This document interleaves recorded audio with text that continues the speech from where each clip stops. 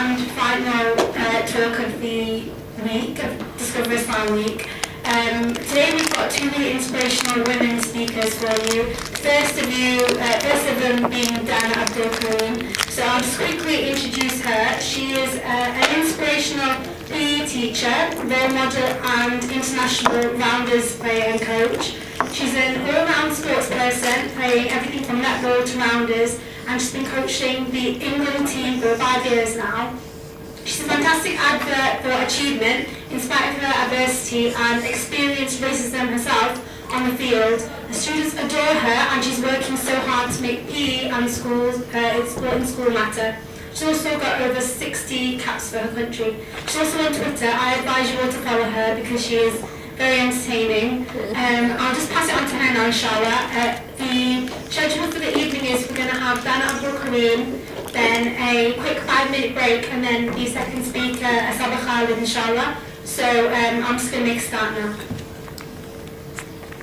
I'll just use my voice. I think you can all hear. Teachers get a boom voice, so you should be able to hear. If not, then I'll just project it a bit louder. Assalamu alaikum. I don't like that picture.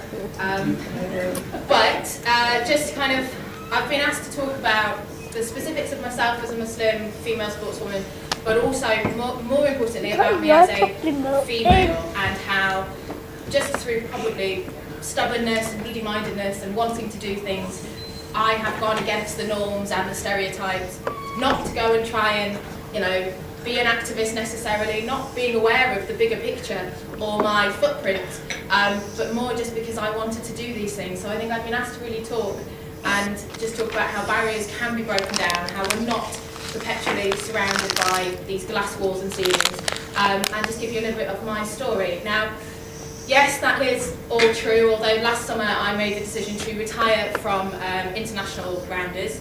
I've been involved since I was 13 years old, so that's 14 years, and to be honest, my body just can't, whatever anybody says about Rounders, it's a properly hard game. I've broken my fingers 30 times. I had a Scottish woman break my shoulder because I over-celebrated a catch. Never do that, be modest. Our religion does actually teach us that, I forgot. It wasn't really over the head kind of thing. I've ripped the ligaments in my ankles. I've done, ultimately, I'm in a position now where my body just couldn't cope with it at that level anymore. So I've moved away with 64 caps to my name, being the first Muslim hijabi to ever represent England in a mainstream sport. I did that, as I said, 14 years ago, being the first Muslim hijabi to ever coach an England team, and to actually be the first Muslim hijabi to ever captain a mainstream sports team. So, I didn't realise that those landmark things had happened until after I'd started doing this cycle of talks. I am a PE teacher. I've been teaching PE for 5 years now.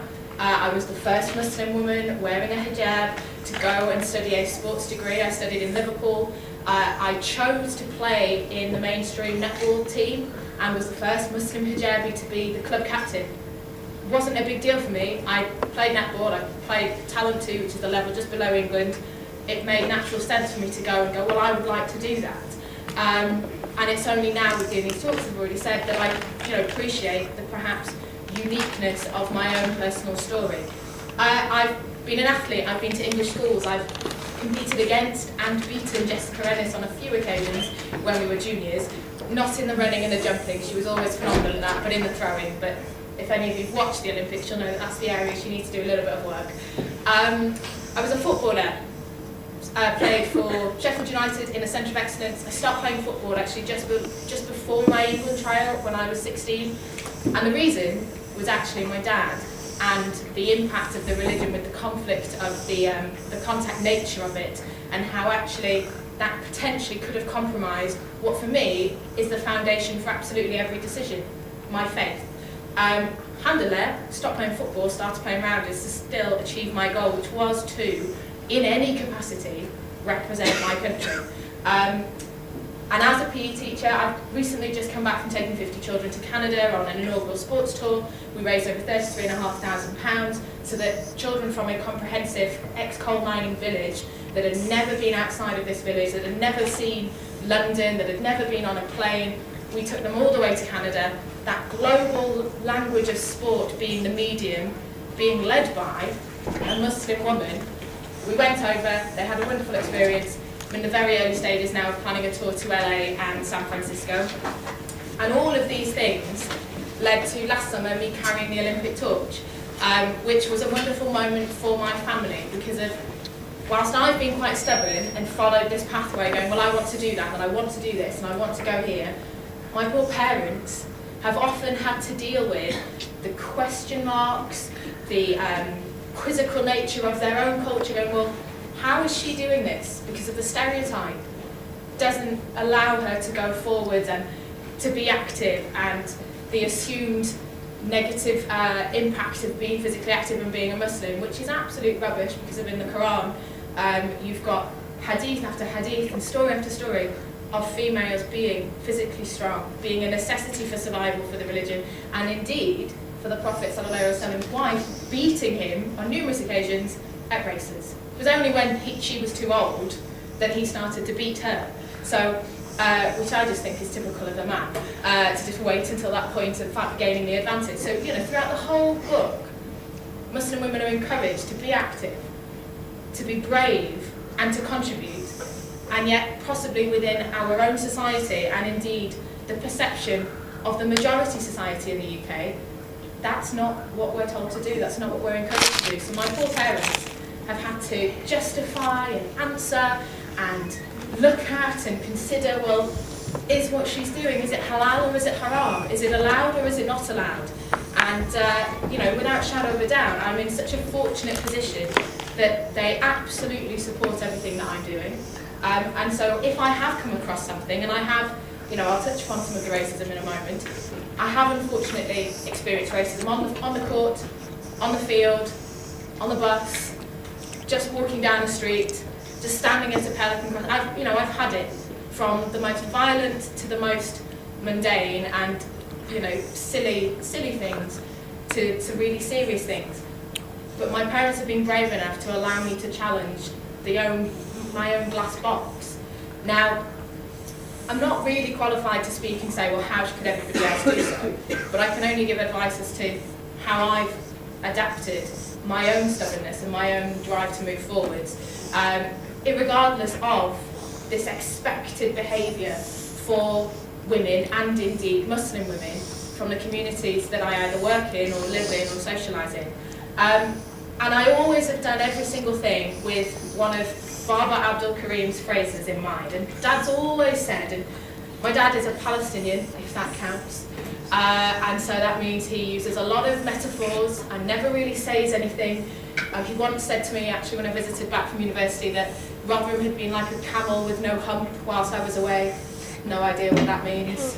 I think it means he missed me, but, you know, Mum's English, Dad's Palestinian Arab, and together they've alhamdulillah been married for 31 years with 5 children, and my dad never really says things properly. He's always said one thing to us, and that is, following man leads to a hopeless end, but following Allah leads to endless hope. And he's always instilled that in us. If you have at the very foundation for Muslims, or even, you know, I know I'm speaking to some non-Muslims as well this evening, but for a Muslim, if that is your foundation, if that is your point, your launch pad, rather than it be your anchor and condemnation, then you can absolutely achieve anything. And I have been in such a fortunate position that he's stood by that, even when I've asked him to ask questions of his own faith, which we are encouraged to do, even when there have been issues and problems that have arisen that he couldn't have anticipated. I'm the second of 5 children, 3 girls, 2 boys. My eldest sister is an eye surgeon. I went to Cambridge and then I throw balls around for a living, so he's had to adjust. My brother is a manager of a car rental company. My youngest sister is a nursery nurse, and my youngest brother is very good with his thumbs and the PlayStation. Omar will find his path, I'm sure, but he's a bit of an enigma for my dad, who just does not understand the station. That's all he calls it. He just doesn't get it. But you've got there 5 children that have been allowed to make the decisions for themselves as to using their religion as this launchpad to move forward. My parents have only ever had one ambition and aim. I imagine it was slightly different, but when I was 11 years old, my mum was diagnosed with heart failure, and she's actually terminally ill. And she should have, by the doctor's predictions, not made it beyond my 18th year. She'd been given a very strict timeline, and alhamdulillah, she's still with us. I'm now 27, and she has recently just completed Hajj. It was an absolute trek for her, very nearly killed her, but she's done it. And she is a revert. She came to the religion through knowing my father. And as a result of her change to medical status, my parents' only ambition was to give us the opportunity, if we so wanted it, to go to university, to basically have the right to make our choice, to do what we wanted to do, with no walls, no boundary areas, no, stereotyped pathways out of it. If we could still do it with our faith not compromised, with their trust and integrity of us as young people, as Muslims, as their sons and daughters, not weakened, then they've absolutely backed us. So my father made a brave decision, which I imagine is very similar to the majority of you sitting in here, to allow us to go and study where we needed to be rather than where was closest to home. So one sister went to Cambridge, I went to Liverpool, a brother was at Leeds. My youngest sister actually didn't need to go to university, and my youngest brother, the train station boy, is about to go off to Durham. So my parents have allowed us to go and move forward and do what we want to do. And at any point, if ever there has been a question mark, I am so fortunate, alhamdulillah, I am so fortunate that I could go to my dad and ask. And I appreciate and understand that perhaps for both non-Muslims and Muslims, quite often, when you are searching for somebody to have an answer to a question that you cannot access via media, scripture, peers, you look to home. And the majority of people have that, but not everybody does. And it must be so difficult to insist upon moving forwards without that backing, without that support. And my father was very understanding of the world that we live in.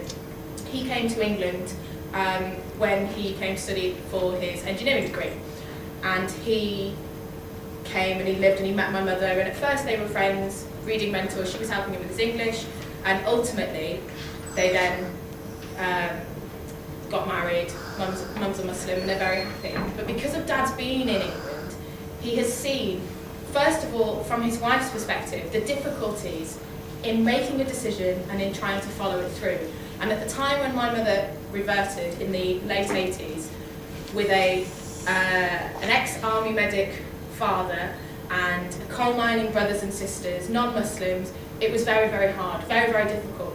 She was not really accepted by my father's side of the family, or indeed understood by her own siblings. They didn't understand, they feared what they didn't know. And my father, having seen that, has been able to be really quite a strong fulcrum for us to move forwards. We should wear the hijab when we hit puberty, or that should be when it happens, but my father allows that little bit more time. My sister, my elder sister, started wearing the hijab when she was 15, and unfortunately her friends were just not ready. And the school that we were in, despite it being an all-girls school and really quite cosmopolitan, it was not the right time, and she saw and was made aware of this change of attitude, this fear of what is ultimately a very nice piece of cloth. And ladies, you are wearing them very well tonight. I always like when women wear hijabs that match their outfits. We don't just wear black. It's good. So because of her difficulty, he allows her to okay, don't wear it for a while. Educate your friends. And if you are going to make change, whether it's through statement, through behaviour, through intent, you have to educate. So she spent a year or so speaking with her friendship group, explaining, this doesn't change whether or not I can go to the cinema, or we can go to a theme park, or we can have a girly night in. Never drank anyway, so that's never been a factor. Never done the whole boyfriend thing, because it's never been a factor either. Still exactly the same. And it needed that positive conversation to communicate, to educate. It meant that I was then allowed a few more years because I was quite fearful. I did not think I could continue to be a sports person and a very visible Muslim, for the very fact that I didn't have any role models in the 90s. I didn't have anybody. If I looked in the newspapers at that time, you've got Denise Lewis, Sally Gunnell, fantastic sportswomen, but nobody that looked like me. And I was quite worried. I was like, well, Barbara, if I suddenly start wearing hijab, then that's it. Everything I want to do, I cannot do. And I just feared, being quite close-minded really, I feared that everything that I wanted to do and believed in couldn't happen if I was a Muslim. Being the wise man that he is, he went, well, go and read. Go and educate yourself. And you don't have to wear a triangular piece of material on your head. It doesn't have to be black. It doesn't have to be a specific shade. It could be anything at all. So I adapted. And sometimes, I'll be honest, I looked an idiot whilst I was trying to figure out what I could and couldn't wear to play sport. But unfortunately, because I was walking that pathway by myself, I encountered obstacles that made the decision to be active and to be a Muslim very, very hard. I had to go and stand in front of Sepp Blatter in FIFA to ask if I could wear a full-headed beanie hat, to get permission to wear a hat, and to get permission to wear trousers rather than my shorts. To Sepp Blatter, the guy that, you know, supposedly is going to bring in goal line technology and change the face of football, I had to ask his permission. I don't see David Beckham asking him if he could play with a Mohican, or if I could have a giant piece of bling in my ear, or if I could wear something ridiculous underneath my shirt. I wasn't applying for anything like that. I was just literally trying to get access. I had to go to England netball because they didn't like what I had to wear for football. I had to have a different outfit that I could only wear for netball matches. Because in the netball rule book, you have to wear a dress. It is part of the rules for what you need to wear to play netball. So I wear my dress, I wear a long sleeve black top, I wear trousers underneath, I wear my black hijab, all colour coordinated, but I have to be a lot fitter and a lot stronger, and there have been times when my opponent, to gain an advantage, has pulled off my hijab. Now all the ladies in the room will hopefully know that in netball it's completely non-contact. By letter of the law, that should have been my ball. But because it had never happened before, because there was no precedent to follow, because of at the time when this happened I was following myself. The umpire, which was my PE teacher at the time, just let it go. Completely let the game continue. And I just stood there, absolutely disheartened that one of my role models, perhaps not an ethnic role model, perhaps not a cultural role model, could let me down. 14-year-old girl stood there, like seriously, okay, went and picked it up, was crying in the middle of the game because it is not just a piece of material. It matters. The reason why we wear it is the most boldest statement for your intention and your faith that I think Muslims have got. That and the beard, the two things are absolutely synonymous, not at the same time, are absolutely synonymous with a Muslim. It very, very easily makes you stand out. And for somebody like myself that doesn't have an accent and is possibly more white than my white cousins, it makes me very obviously different. And in that one moment, my PE teacher could have changed things. Instead, she wasn't strong enough to make that decision. And I, for that instance, well, I was gutted. Absolutely gutted. But I was the first. I know that the second time that happened, because then it went to a different level away from me, they then discussed it with the governing body, there has been a change. I had to apply for special clothing for swimming, because at my university, to teach PE, you have to be able to demonstrate that you can teach swimming. I got all my certificates and things whilst in primary school, whilst I wasn't a hijabi, thinking, well, that'll save me, because I knew from quite an early age this is what I wanted to do. But unfortunately, they needed to see it. And it was mixed gender in a glass-walled pool. And I went, right, seriously, how on earth am I going to do this? Because I didn't feel that this was equal ops at all. But I was by myself, and I was the first one, and I understood it wasn't racism and it wasn't ignorance. It was just never having been in that scenario, to even see how the provisions in place, how the educational mapping for that curriculum was inappropriate for somebody like myself. So I wore my swimming costume, I wore 2 swim caps, so I couldn't hear a thing. I wore a cotton-based long sleeve top, but then with elastic bands on, because otherwise it would just ride up. I wore then baggy trousers, again with elastic bands on the bottom of the legs, and I would insist on trying to swim as fast as everybody else, work as hard as everybody else. My own silly naivety to go, well, no, it's not a disability for me, but unfortunately what I was being made to wear, it was a handicap. And I'd get out of the pool and I'd be absolutely exhausted, have to be wringing it out before then going off to a cricket lecture for 3 hours. I did that for 4 years. Alhamdulillah, now they have completely changed it. As a result of them having one of us on their course, we did some work with the organisation, and the way that they now train teachers has changed. The way that they now assess teachers has changed. But at the time, me in the middle of it, didn't think what I was doing was special or different, or even appreciate that potentially, you know, that ripple effect of my just being there potentially could have changed things for the next person. Because I've never really seen myself as a role model. I'm just a Muslim girl that really loves to play sport, that loves to talk about it, that likes to read about it, that likes to watch it, that, you know, enjoys knowing more than my brothers about Man United, that got just absolutely absorbed by it. Because sport, you are only judged on your ability, rather than the specific differences between you and the next person. There's no separation, there's no segregation unless you choose for it to be so. And this year has been dubbed the Year of the Woman for sport. And, you know, the Olympics, it was the first ever Olympic Games where there was a female competitor from absolutely every single country. Sarah Attar, Saudi Arabian 800 metre runner. She actually lives in LA and doesn't normally wear the hijab, but to represent Saudi, she was told that she needed to wear the hijab and to be modestly covered. She came last in her heat, in front of 90,000 people.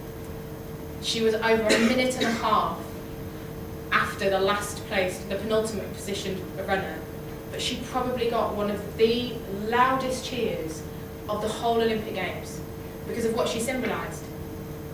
Very simply, she's a woman that had a dream and an ambition to move forwards. And she chose for her religion not to be a debilitating factor, for her gender not to be a debilitating factor. And I do very much believe that it is our collective responsibility as women to be really quite insistent on going, well, no, this is what I want.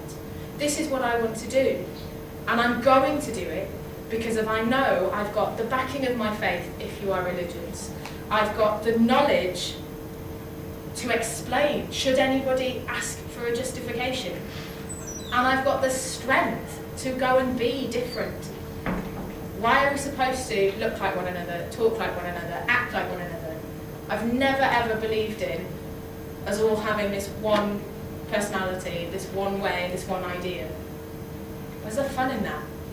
Instead, continue to look to the things that inspire you and make you genuinely believe that you have a purpose.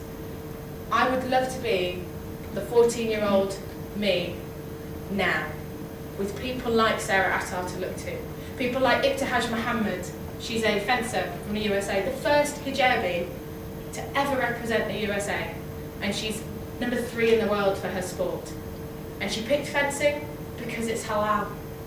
So she chose sport as her career, and she then selected, quite smartly, a sport that allows her to completely show herself, honestly and true, as a proud Muslim sportswoman. We're at a point also at the moment, and I'm very biased, I'm going to talk a lot about sport, and I apologise, but potentially the first ever female IOC president is about to be elected. Even better that she's also the first ever Muslim medalist from an Olympic Games. That is unbelievable. The change in the past 6 months with FIFA finally backtracking from their quite racist decision to ban the headscarf, that is another positive change. The work that the Muslim Women's Sports Foundation are doing in empowering women to have a voice, to step out of the shadows of the stereotype, to challenge the norms, and to themselves present their best side, not just the side that is tolerated or accepted or assumed as the behaviour of the majority. And I do very much believe that the second speaker is a pioneer herself for what she did and what she was part of. Now, I think it's far too early to say whether or not I've left a legacy of sorts. I'm just a girl that really loves her job, that deliberately chose to go and work in a completely white school because if I have a secondary purpose. Yes, there's my subject that I can teach, but my unique selling point is that I am this human resource, not afraid of answering questions, not afraid of being a minority face in the crowd, because I've always insisted on that. I've always insisted on doing what I wanted to do, not what was expected of me. And I would absolutely encourage you all to join me on this side of the glass wall. Thank you very much.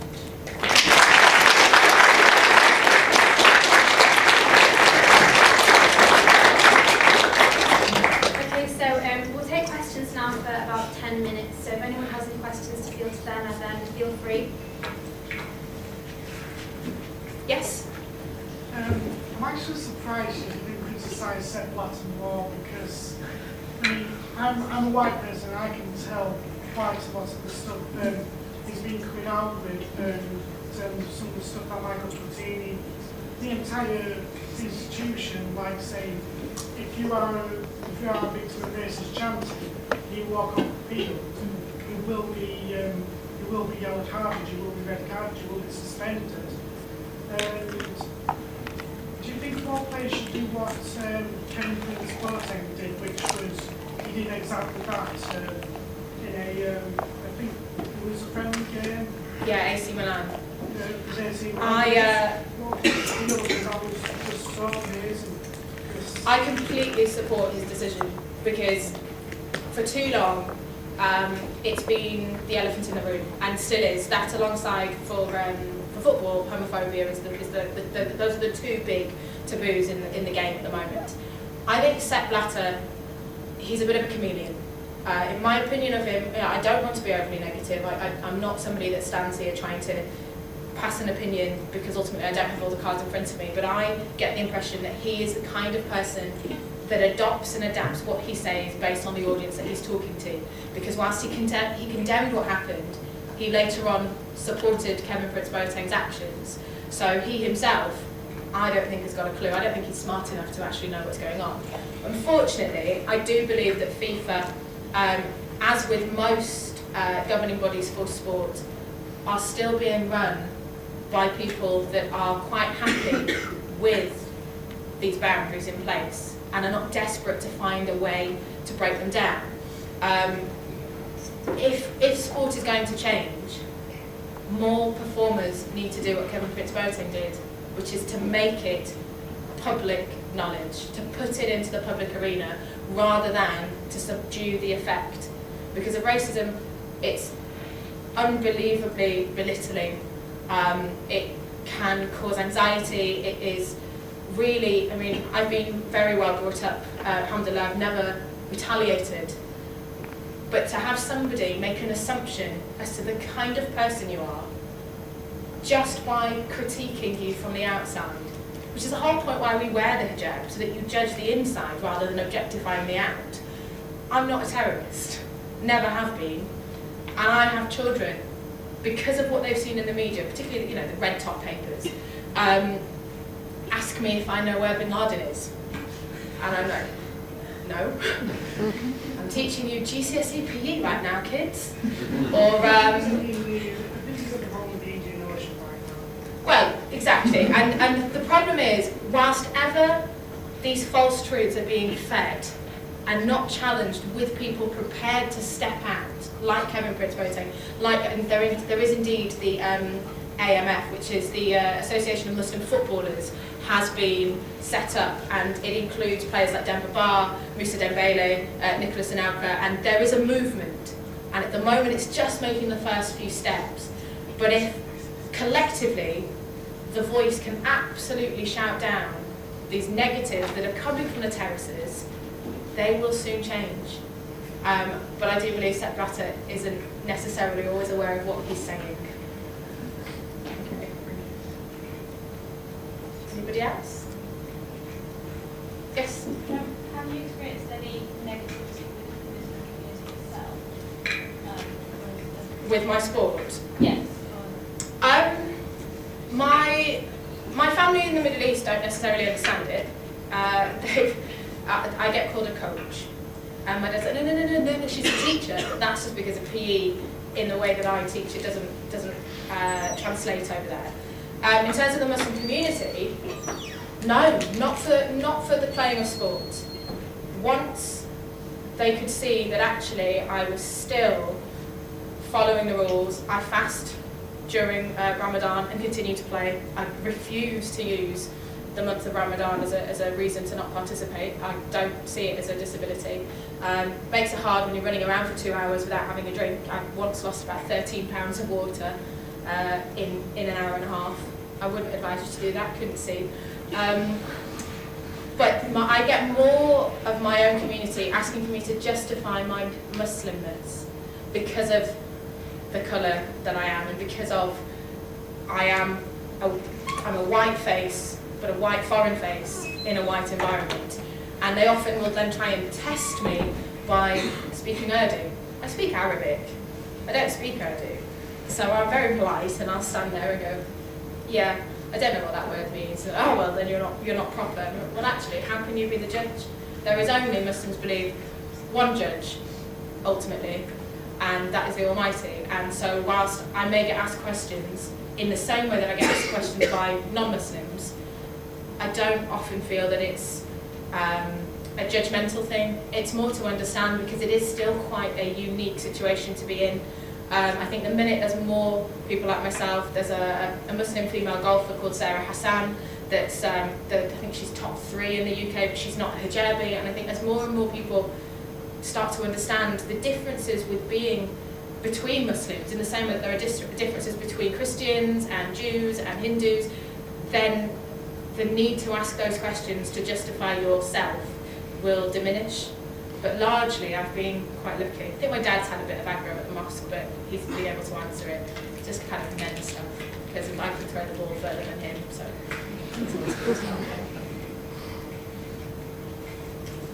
Right. I think if there's no other questions. Are there any more questions that anyone? Thank you. There's one more. Oh, yes. I hope this isn't too personal, because it's not a very clear-cut question because of the difference between culture, ethnicity and religion. But how did you feel as a young woman or as a teenager growing up mixed race? It's not necessarily to do with being Muslim, because, as I said, the difference between culture, ethnicity and religion. What was your experience of that? The East and West sometimes has been quite difficult because of, in the same way that I've refused to pigeonhole my choices as a young Muslim, my parents chose to buy a house where they wanted to buy a house rather than living with the rest of the Arab community in our town. So we are the only Muslims in the village, and we're fine with that, and everybody around us is fine with that. But there have been times where, as a child, I've accused my dad of being, do you realise how difficult you've made it for us, Dad? Because nobody gets it. And when 9/11 happened, I'd just finished my GCSEs. And that for me is possibly where the cultural differences became more visible. Prior to that, I think I'd been very sheltered or just not seen too much. But suddenly, overnight, I wasn't just a white Muslim, I was a white terrorist. And there were times where I'd be walking down to, I used to catch a tram to get home from school, and for the first 5 years of my education, that would be quite a nice walk. Immediately after 9/11, I had cake thrown at me, but because I'm quite coordinated, I might catch it and then maybe eat it. Cheers. I had comments. I studied art, so I had a big art folder, and some stupid woman accused me of having anthrax. It was chalk. I got chucked off the tram and stranded in the middle of Sheffield as a 16-year-old girl in the middle of winter, so it was pitch black. And I went, Dad, I can't get home. I've been banned from public transport because of apparently I've got anthrax in my bag. And he was just like, oh, Donna. I'm on the other side of town. I was like, right, okay, whatever, Dad. Figure it out. So that's been quite that was difficult. I've been very upfront with my friends. I think it's very difficult sometimes for a Muslim to have the strength to not compromise their Eastern culture when in a minority within their peers. And because of the choices I've made with my hobbies and interests, I am always the token ethnic in the group.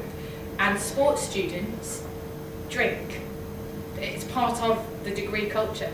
The Wednesday afternoons, nobody has any lectures because you go and play sport and then you go and get wasted. That's never been my agenda. But because I was up front from the very beginning, there was the line of understanding. And as long as I didn't waver, and I think sometimes some Muslims feel inclined to change, to fit more, and then have that attack of conscience and realise, well, do you know what, actually, this does not sit well. And to go back then to that middle ground causes confusion within your Western peer group, because they're like, well, hang on a minute, you came to the club before. And I've been quite following on, I've got two sisters that I'm particularly closer to, and my elder sister Hibba is 18 months my senior, so she had similar queries and questions. So I said, well, what did you do? And she said, you just got to be upfront. And it is sometimes difficult. I'm a PE teacher, and I was like, right, what do we do on a Friday lunchtime? Oh, we all go to the pub for lunch. Right, I'm not going to do that. And for the first 6 months in a new school with old colleagues, some of my colleagues have literally worked at my school longer than I've been alive, they thought that I had an agenda other than a religious one. But again, through educating and through them realising, well, hang on a minute, she'll come out for dinner, or she'll do X, Y, and Z, but that is the line. They either accept it and then are therefore part of my East and West juggling, or they don't accept it. I have an Eastern wardrobe, so when we go over to Qatar to visit family, I have all these beautiful dresses with things stuck all over them that aunties have given us that I would never wear in England for them. And I have Western clothes, trousers, for parents' evenings and things. And I believe I'm neither Eastern nor Western. That's the point, isn't it? Yeah, I'm in the middle. But that's largely because of my parents, of one's West and one's East.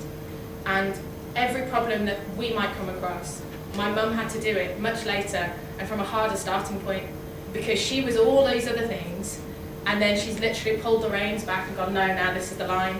I've asked her what she misses from Eastern living, and she's like, bacon and Guinness. Those are the only things. She's like, everything else, nothing in Muslim world has come close to the taste of bacon. I wouldn't know. First time my university flatmates were cooking it, I thought it was bleach on fire. I was like, what is that disgusting smell? It was horrendous. And living with non-Muslims was an education for them, because we had special Muslim-friendly plates, Muslim-friendly cups and cutlery, and they were absolutely fantastic. I remember coming home for the weekend in Sheffield, and I went to the cinema with some friends, came out to the cinema, and I had about 50 missed calls from university buddies, something's going on, rang them back. I'm like, what's up? She's like, there's been a problem. I said, what's wrong? She went, well, so-and-so came round to the house and she didn't know that the blue cups are not for alcohol and she had wine in them. And I'm like, right. So we boil washed them 7 times. Is that okay? I'm like, they were £1 from Home Bargains. Buy some more, it's not a problem. And they quite enjoyed that. And then another time, one of my housemates, who was she was a kind of a girly lad, just because she was a footballer, loved her to pieces. She liked drinking from a bottle, and they wouldn't drink very often in the house, but there was a specific part of the house that they could. And there was too much of it coming out as she opened it, so she put her mouth around it, but then there was too much for her mouth.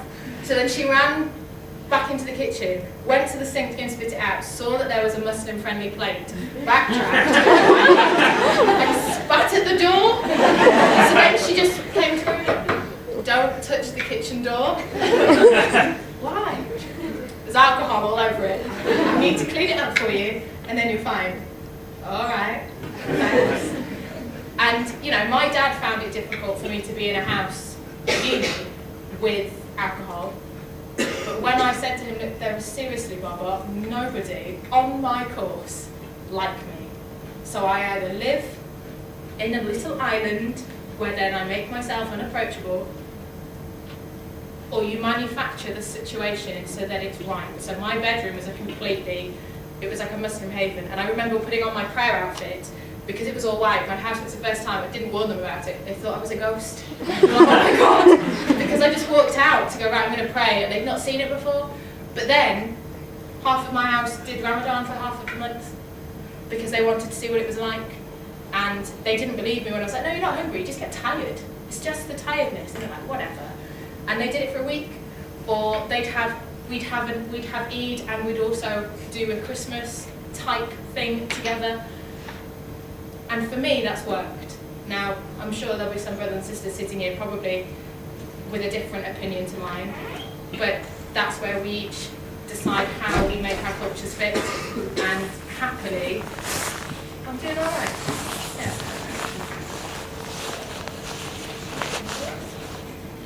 Can I just say something? Yeah. Okay. I just want to say that I feel very, like, you are a role model not only to Muslim women. I would say, I'm not Muslim. I'm a Roman Christian. Yeah, your hair's too good. You can't be Muslim. Sorry. Sorry, mine's purple, but nobody knows. Yeah, by choice, I was baptized at 19 years old. And to me, it's quite, you are also, I would say that you're also a role model to me. For three things that I was just thinking about them. I was like, am I going to say this or I'm not going to say this? No, I'm going to say this. First, I think it's amazing how you recognize your parents, like, and how they brought you up. And I feel like I'm Portuguese also. And basically, like, for me to be in England studying feminist theory and stuff like that, for my parents, they don't quite understand it. But they are the ones that are allowing me to do this. And they're the ones that are allowing me to be myself. And so for that, I think it's amazing. Second thing, I think it's amazing how someone can be mixed raced and like combine two things together. Like, my mom is black, my dad is white. I was born in Portugal, so I was never seen as black by the white people, but then I was never seen black by the black people. And I've always lived in a small town. Me and my sisters were the only black mixed race people in the town. So it's quite interesting to like, one day, I mean, I wasn't even aware of my blackness, if you can say so. And then someday, I mean, I'm walking down the street and someone says, "You're polluting the air I'm breathing." And I'm like, whoa, what? What does this mean, right? And then the third thing that I think that it's amazing, and I'm absolutely totally inspired by you right now, it's the religion. Because I think it's pretty damn hard to be able to be yourself, to go through the things that you believe in, and then at the same time you really do. And I've found that also because I've chosen, because none of my parents are Catholic or any religion, and then part of my family is Protestant, part of my family is Jehovah's Witness, part of my family is non-believing, and for me to make that choice and to leave abiding to that is quite, it's been quite challenging also. So I mean, I just wanted to thank you a lot, and thanks. I mean, my dad is a cult hero at my school. Because he's learned English, so he sometimes gets things wrong. So he's rang up before. I remember when I was younger, he rang up and was like, "They've got tins of crap." They've on offer. They have tins of crap. Mum, do we want tins of crap? Donna, he's saying crap. And then there was this other. I mean, my dad, he is honestly, he goes about his business. He designs artificial limbs, but he's the eldest son of all of his siblings. So we own some houses, he's got some other businesses, and he's sending money backwards and forwards to the Middle East. He was brave enough at 19 to choose that England engineering was the right place for him. He was then brave enough to realise that a friendship with a white non-Muslim was much more than that. And because he graduated, went back to the Middle East for 6 months. In his absence, Mum became a Muslim. So when he came back thinking, right, I'm going to go and convince this woman, found that she'd already fixed the problem, and then, happily they've been married. But he is a bit of my students love him. He's about this big, and my mum's about this big, so there's something that's gone a bit wrong, because I'm a lot taller than him. And he's got a very white heart. And I think when you've got somebody like that can lead, but also have the strength to take themselves out of their own comfort zone for the benefit of their child. It must have been difficult for him. He is the eldest son. A lot of his siblings have said to him, what is going on with that one that's literally trekking around Italy by herself? How come you've let Donna go to Jordan? And my dad's like, because I trust her. There is absolutely no reason to not trust my child, because I brought them up well. And I mean, one of the funniest stories that my students continually ask for me to retell was the time that we were going on a netball fixture. So we'd got 50 children on the coach, and we're on our way across Rotherham, which is the town where the school is, and it broke down. And we're on this roundabout, giant white coach, broken down, and whilst on it, one of my colleagues got a phone call saying that she urgently needed to get to hospital. Her grandfather was not very well, was stuck in the middle of Rotherham. So I went, right, I'll ring my dad, he'll be around. Rang my dad, like, Baba, and he said, yes? Muslim FM blaring out, I could just hear it in the car. He's got the Quran really loud. I'm like, right, turn that down. He's like, okay. He's like, you're on my lap, I haven't got speaker. I'm like, right, Dad, that's fine.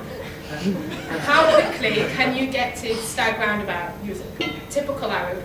I can be there in 7 minutes. Right, well, I need you to, I've got a friend that's really upset.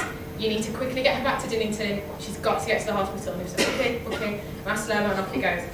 Normally, before Dad meets any of my friends, we prep him about what to talk about, what not to talk about, how to talk to non-Muslims. Because my dad, he tries really hard and goes into kind of creepy dad. So he arrived, and he was in one of the cars for one of his businesses. And he'd been to the cash and carry. And we are the only broken down coach on this roundabout.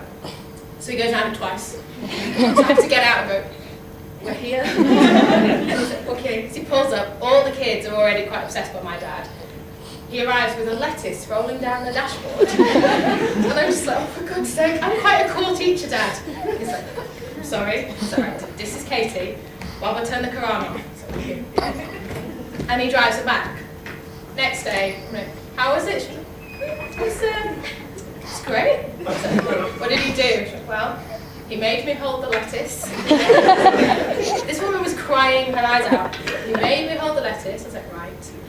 What else did he do? Well, he said, when I get sad, I play the Quran. Let's listen. This woman has never heard Arabic Quran before. And she's like, it's lovely. Holding the lettuce. And then Dad realised that wasn't working. The woman was still crying. Stopped the Quran. And I was like, right, what did he talk to you about? Well, nothing much, Donna, but he just went, in Rotherham, when people are drunk, they walk on cars. Why would you say that to somebody that's about to go to hospital to see an ill relative? But that's my dad. And he is literally, I mean, the children that I work with adore him because he is properly foreign. And they always ask questions. They're so respectful. And I use a lot of humour. So that whole, the East versus West, there is no question that I can't answer or won't answer. And I insist upon trying to give at least my truth so that then the young people that have had all this indoctrined false lies and ridiculous stereotypes thrown at them can make their own decision. And I've met my dad. He's the least scary man ever. And they all quite adore him. And they've met my mum, and because they're both this big, if ever they are in the shopping centre, the children recognise my parents.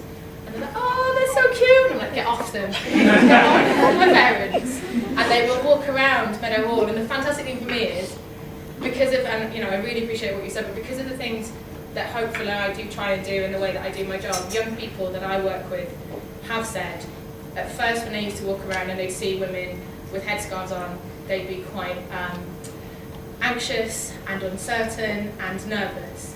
Whereas now, they walk around first of all to see if it's me, because obviously we all look the same. But secondly, they'll come and go, Miss, I saw someone with a really nice blue and silver one, and I asked her where she got hers from. You should go and buy that. So they go out to tell me which scarves I should go and buy. And these, you know, if you've got young people making their own opinions without fear, without prejudice and stereotype, because they're listening to some Muslim PE teacher, then we're in a better place and in a better position. So I do recognise that we perhaps need to stop now, so the second speaker can speak, but I'll be sat there if you need me. I'm the one in the red coat. I would say I'm the only one with the scarf on, because that's normally what the case is, but I'm not tonight. But thank you very much.